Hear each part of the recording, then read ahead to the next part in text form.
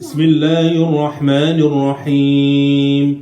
Yawma yafirrul mar'u min akhihi wa ummihi wa abihi wa sahibatihi wa banihi. Sadaqallahul azim. Alhamdulillah.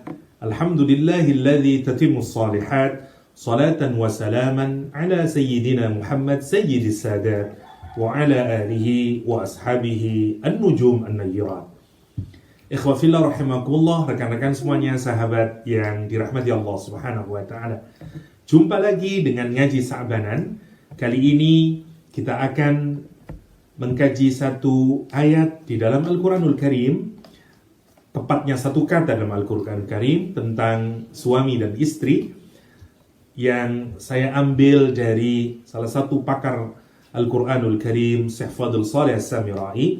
Karena itu sebelumnya insyaAllah saya ingin memperkenalkan dahulu beliau yang sangat mengagumkan, Al-Alim, Al-Allamah Fadl Saleh As-Samirai.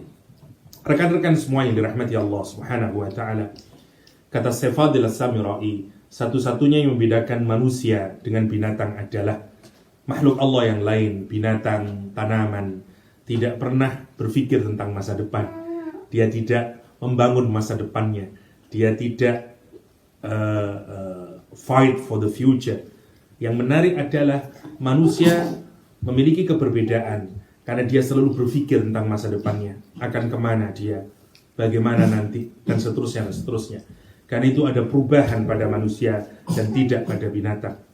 Binatang kupu-kupu misalnya, dari puluhan ribu tahun yang lalu seperti itu terus. Sementara manusia tidak. Peradabannya berubah.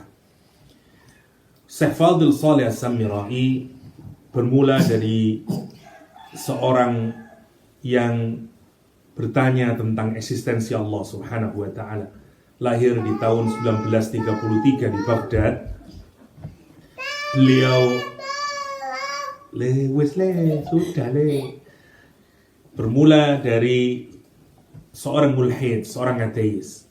Beliau mempertanyakan, siapakah Allah? Benarkah Allah itu ada? Fadl Saleh As-Samirai yang muda ini, karena berpikir sangat mendalam, sampai dia meragukan bahwa tidak ada Tuhan. Dia merasa bahwa kalaulah ada Allah Subhanahu wa ta'ala, mengapa ada pencurian? Mengapa ada pembunuhan? Mengapa ada banyak ketidakadilan sebagaimana yang kita ketahui di dunia ini? Kata dia, kalaulah Tuhan memberikan kemampuan kepada unta sehingga bisa mengantongi air yang sangat banyak, kalaulah Allah memberikan keunikan kepada pohon kaktus sehingga dia juga bisa hidup di tanah yang gersang, dan kalaulah Allah memberikan kemampuan yang khusus kepada beruang sehingga dia hidup di tempat yang hewan yang lain mungkin tidak bisa hidup. Pertanyaannya adalah, mengapa Allah tidak memberikan kemampuan yang sama kepada manusia sehingga terjadi kezaliman demi kezaliman? Kalau memang ada Allah, kenapa Allah tidak memberikan sebagaimana Allah mempertahankan, memberikan kemampuan kepada unta, kaktus, atau beruang? Anak muda Fadl Saleh As-Samirai ini kemudian tenggelam dalam pemikirannya, sampai dia menceritakan bahwa sampai suntuknya dia berpikir saat dia pergi ke pasar, ke toko ayahnya. Dia terus suntuk berpikir sampai ketika ada temannya yang menyapanya dengan mengucapkan salam. Dia tidak sadar kalau ada temannya, sampai temannya itu kemudian menggoyang-goyangkan tubuhnya Syekh Fadl Saleh As-Samirai dan menyatakan, hey, baru dia tersadar. Terus tenggelam dalam pemikiran tentang keberadaan Allah Subhanahu wa ta'ala dan masih meragukan, sampai kemudian dia akhirnya mengakui keberadaan Allah Subhanahu wa ta'ala, dan hari itu dikenal dengan Yaumul Iman, hari keberimanan. Yang menarik, kenapa dia beriman? Karena yang pertama, dia membaca sebuah buku tentang alam semesta, tepatnya tentang hewan-hewan. Dia membaca satu buku yang menceritakan tentang bagaimana salah satu jenis nyamuk yang sedang bertelur.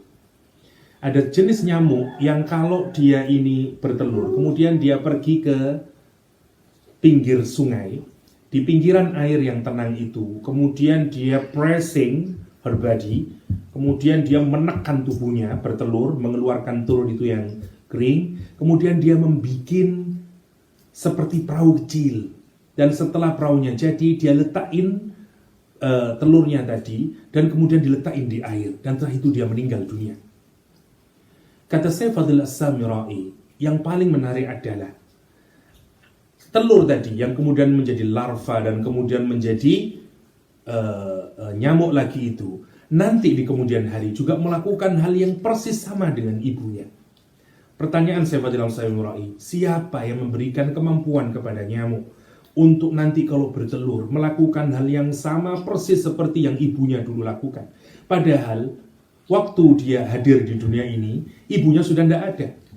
Dari mana kemampuan itu kalau tidak dari Allah Subhanahu wa ta'ala?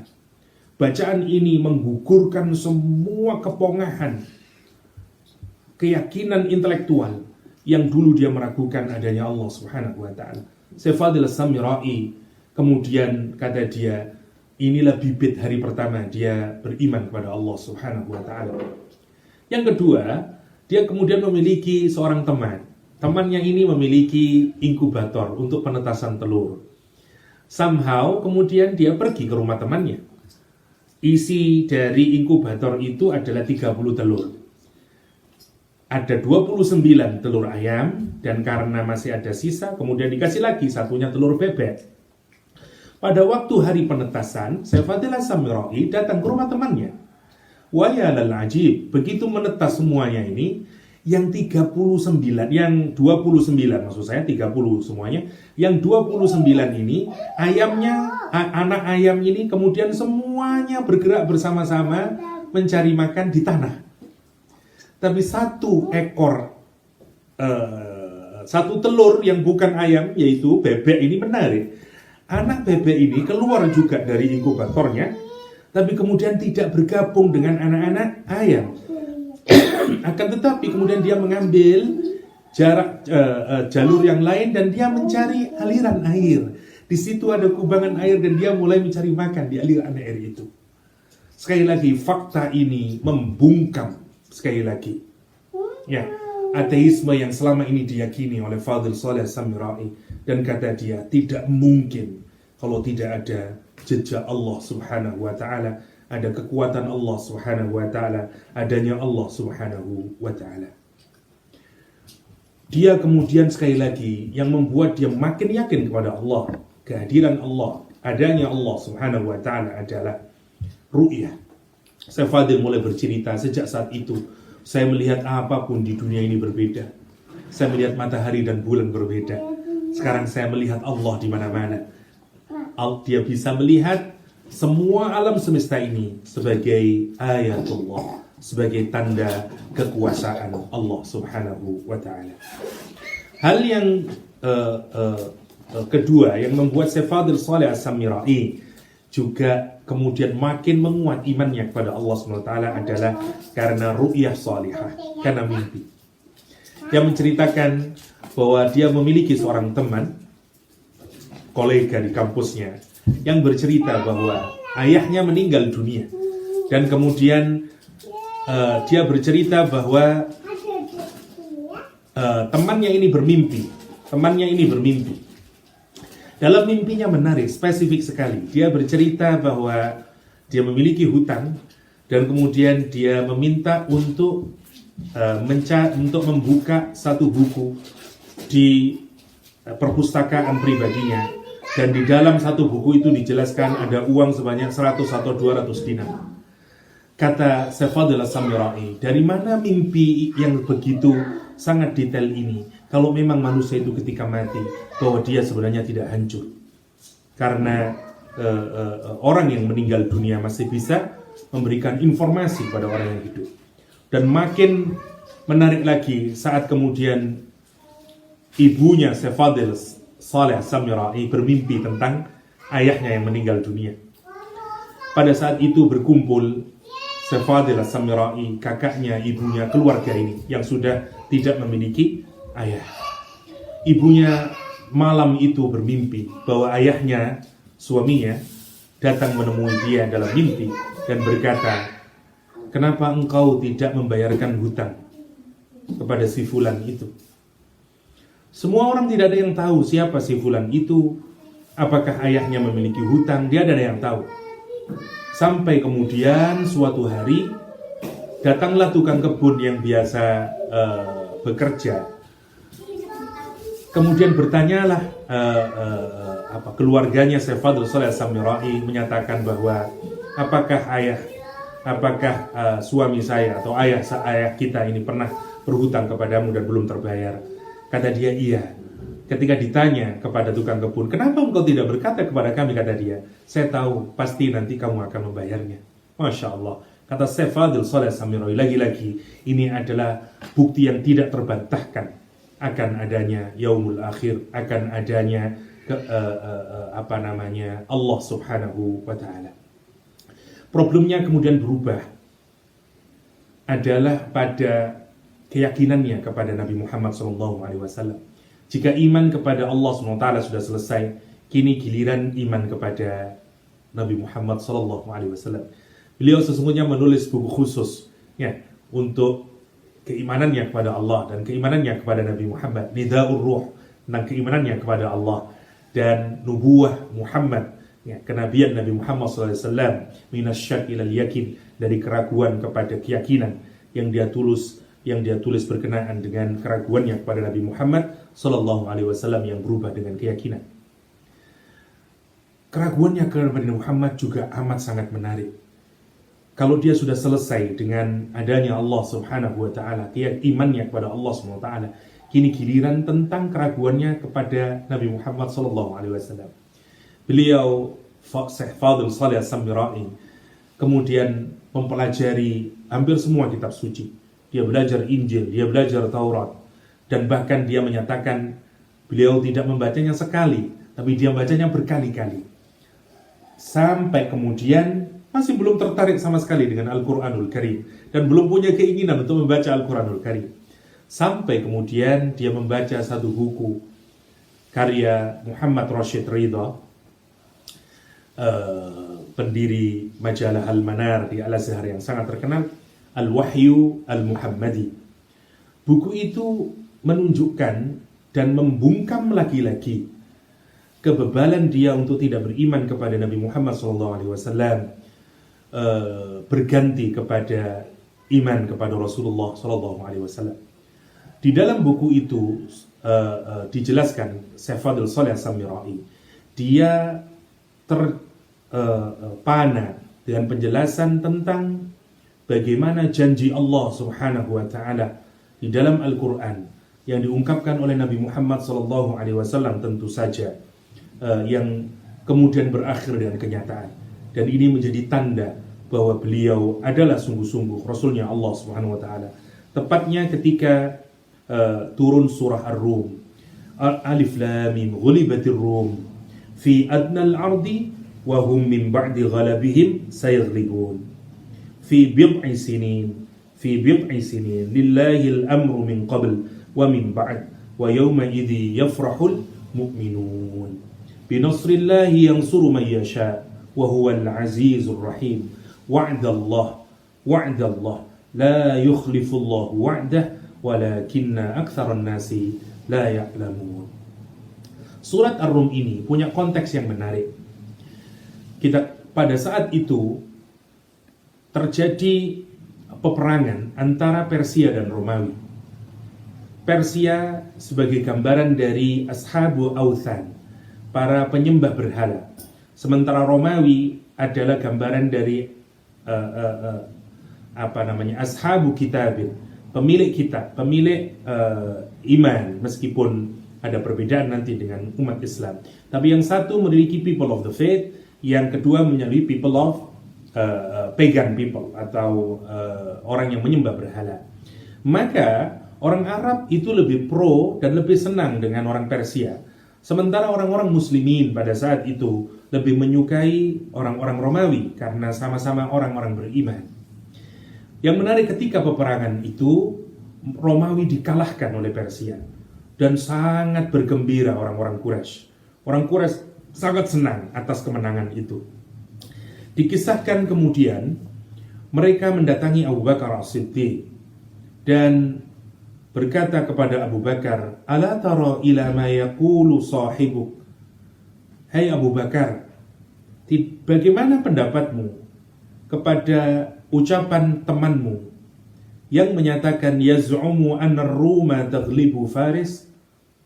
Kata dia, bagaimana pendapatmu tentang komentar dari sahabatmu yang menyangka bahwa Romawi yang sekarang sedang kalah itu nanti akan mengalahkan Persia?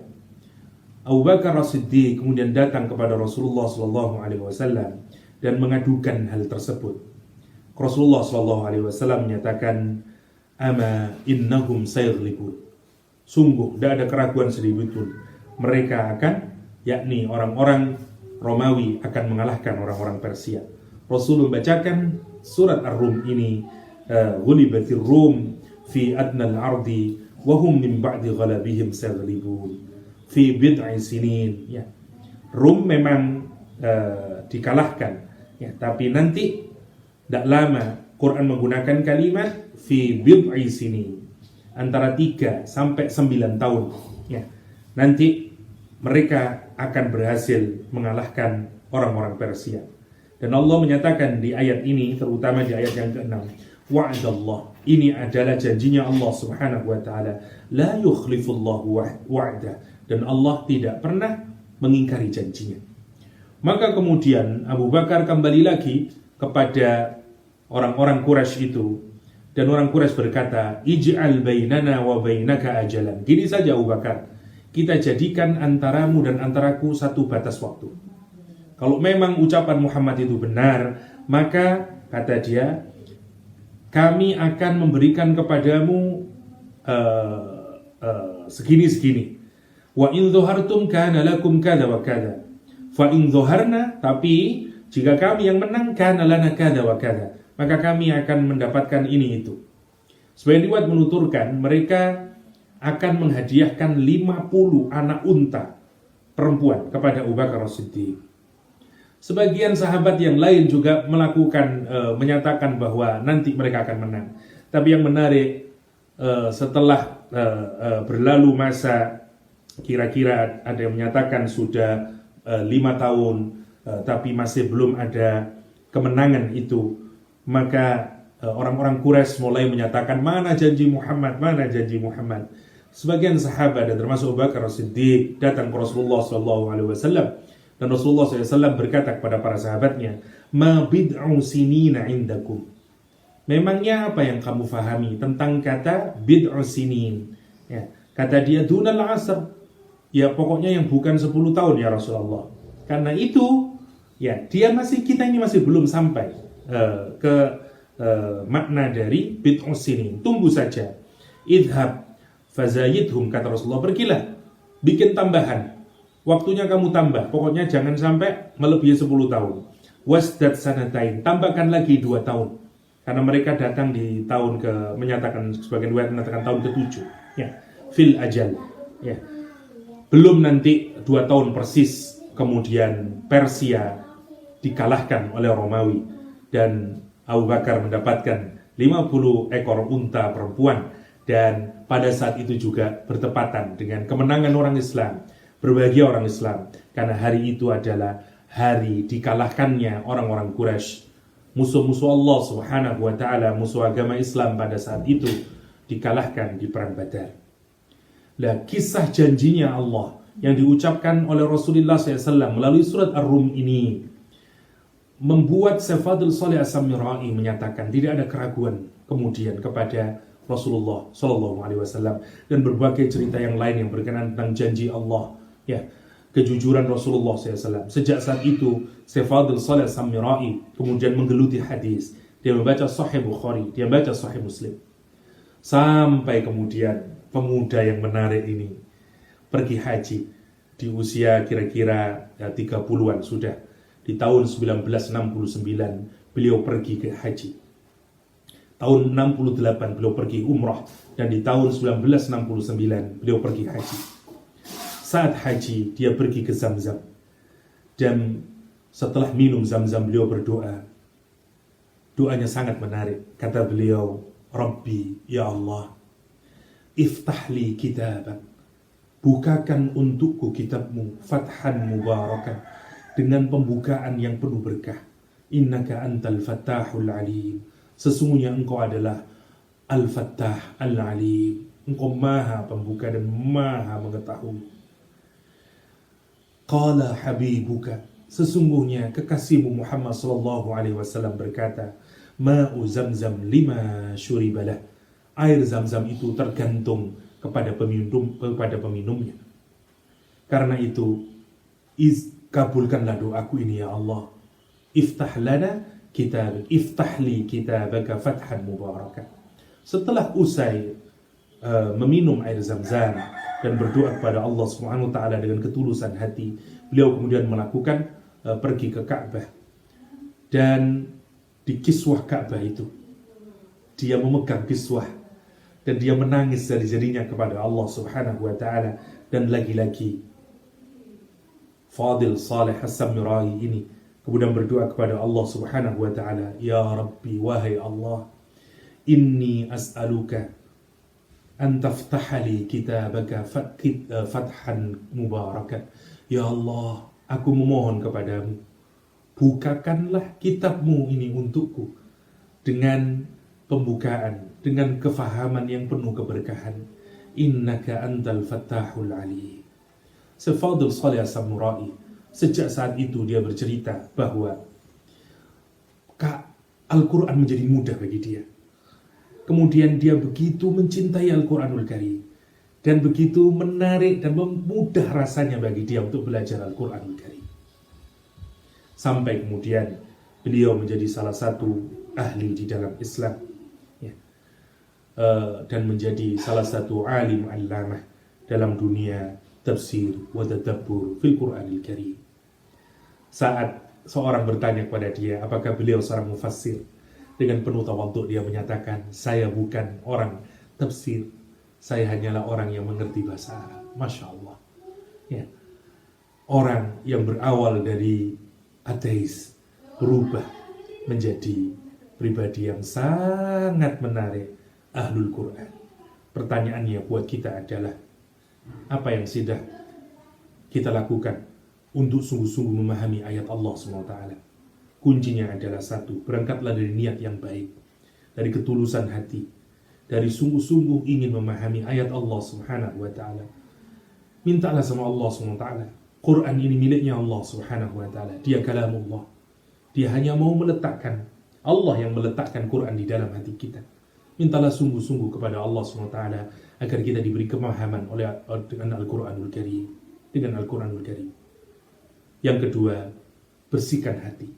Sungguh-sungguhlah kita ini untuk membersihkan diri kita, karena tidak akan bisa berkumpul cahaya Allah Subhanahu wa taala di hati yang penuh kehitaman karena dosa dan maksiat.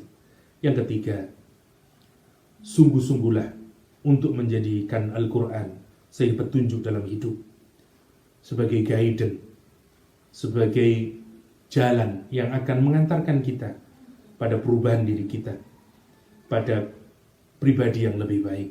Dan kemudian pastikanlah kita sharing kepada orang lain. Ajarkan Al-Quran, belajar, mengajar. Itulah yang harus menjadi motif utama kita dalam mengakrabi Al-Quranul Karim. Hadanallahu iyyakum ajma'in. Wa sallallahu ala nabiyyina Muhammadin wa alihi wa sahbihi wa sallam. Alhamdulillahi rabbil alamin. Wassalamualaikum warahmatullahi wabarakatuh.